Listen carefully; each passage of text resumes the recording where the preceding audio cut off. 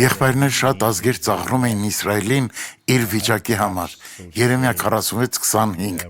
Զորաց Տերը, Իսրայելի Աստվածը ասում է.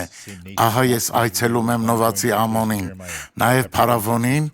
և Եգիպտոսին, և նրա աստվածներին ու նրա թագավորներին, և Փարավոնին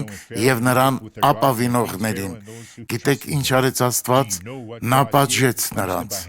նրանց թագավորությունը հանձնելով Նաբուգոդոնոսոր թագավորին։ Մի ծաղրեք նրանց, ովքեր թույլ են, փոխարենը օգնեք նրանց, և Աստված էլ կօրհնի ձեզ։